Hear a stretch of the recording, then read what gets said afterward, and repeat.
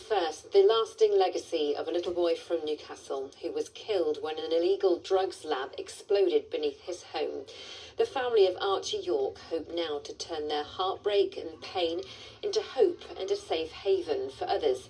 As this lunchtime, their community came out to the opening of a nature trail in his memory on what would have been his 9th birthday. Greg Eastill reports. Catherine Errington lost her home and her son in a terrifying blaze of noise and destruction that would have broken many. But this is the quiet harmony she and her family have somehow found the strength to respond with. A place of peace for the whole community, and where the boy she lost will be remembered forever. We used to come up all the time with Archie. He used to get so excited. We used to do blueberry picking, and at this specific spot where Archie's bench is, there's swans there. So we always used to like feeding the birds. And I'm guessing this is somewhere where you always feel much closer to Archie, yeah? Yeah, it's a very special place for all of us, and that's why we chose this space. And an awful lot of work's been done by a lot of people to make it nice, yeah? A lot of people came together as a community, so we've had Steve Pardew, the artist, designing the posts. There's 7 of them, and he's made sure so on each post that's what you can see at that point. And this is somewhere not just people who were affected that night, somewhere anyone can come here. What would you like them to get out of it? Just to remember the loved ones, seeing Archie's nature trail. They don't have to just remember Archie. They can use his legacy to remember their loved ones by going on the nature trail. And just get some peace and quiet as well. Peace and quiet. And that's why I like enjoying the walk. And at the end of the walk, I'm sure the most special place, Archie's bench with the best possible view as well. Archie's bench, yeah. It's even perfect when there's planes going over and when there's swans. Archie's favourite thing.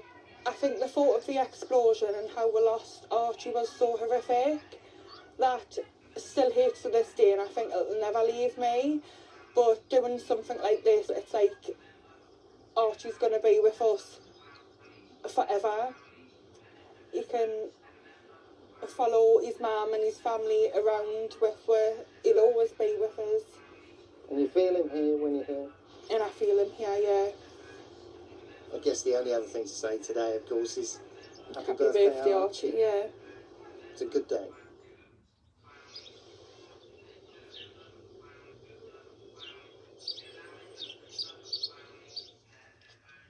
A dispersal order has been imposed on Redcar Beach following reports of antisocial behaviour.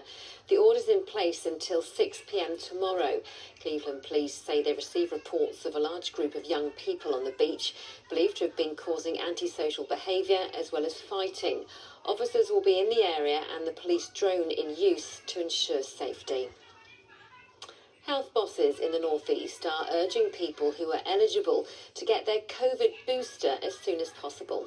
Anyone over 75, as well as care home residents and people with weakened immune systems, are encouraged to get their spring jab before the end of June. The ceremony's been held to mark the completion of Sunderland's £48 million eye hospital. It'll open to the public later in the summer, continuing a history of specialist eye treatment dating back more than 200 years. Johnny Blair reports. A new name for a new hospital will be known as the Sunderland Specialist Eye Hospital. For a new building, continuing the tradition of providing world-class eye care in Sunderland. It's just a modern facility. The care has always been fantastic, given by the staff down at the eye infirmary itself. Now they've got a building to match, and patients, of course, will feel much more at home in a modern, clean, efficient building right in the city centre. This takes it on to the next level. The ceremony was to mark the completion of the building with a tour of the facilities, which include a cataract treatment centre, surgical day unit, theatres and an emergency department. Michael, who's severely sight impaired, uses the current services in the city and will be a patient here. As long as they've got all the lovely staff in here, the treatment will still be absolutely spot on, but all the new facilities are going to be so helpful to not just me, to all the patients that come through here, but especially for transport. I mean, that is going to be absolutely huge. The new hospital will eventually replace the old one, Sunderland Eye Infirmary on Queen Alexandra Road on the outskirts of the city, a building which dates back to the 1930s. The name of one unit here, a nod and a thank you to that history. Spades first went in the ground more than 2 years ago, another addition here to a changing landscape. The hospital opens its doors to the public later this summer, as a proud history in this city continues. Johnny Blair, ITV News, Sunderland. A teenager from North Tyneside is among the finalists for a prestigious prize for games design. 14-year-old Marcella Godoy is in the running for the chance to create her own computer game as part of a competition run by Young BAFTA. Madeline Leatherby has been to meet her. Taking it to the next level. 14-year-old Marcella Godoy is hoping her game will be part of an exhibition at London's Science Museum. I would love to go visit and play my own game. Chroma's Wish is about 3 heroes that are chosen by the prophecy in order to save the world from destruction. Backed by industry experts like those from PlayStation and Hasbro, Young BAFTA's game design competition aims to inspire the next generation of gamers. From coding on her computer, it's now the 2nd year in a row Marcella's been a finalist in the game-making category. That's for her ability to create a prototype game. Making games gets me really excited when I'm able to make art or even program. And her mum couldn't be prouder. I'm speechless. I mean, I'm super proud.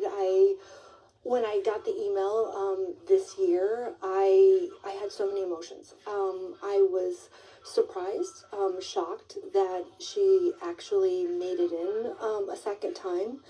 And then I was super proud, because she spent so many hours, so many nights.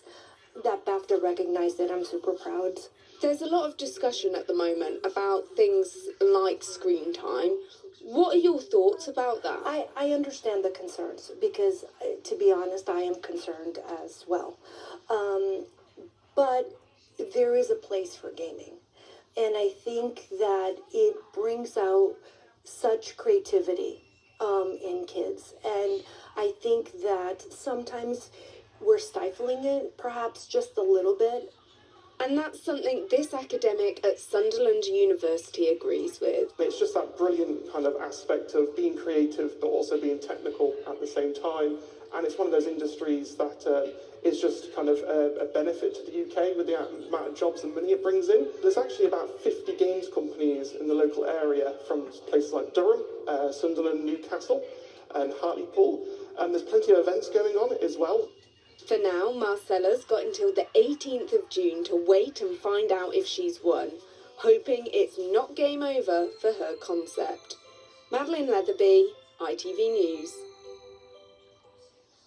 Finally, in sport, Anthony Gordon has sealed his move to Barcelona from Newcastle United. We understand the fee for the winger is just under £70 million. Gordon made over 100 appearances for the Magpies in 3.5 years. And that's it from the late team. We're back with more news and sport in bulletins throughout the weekend. Ross has got you weather next. We'll see you soon. Do take care. Bye-bye.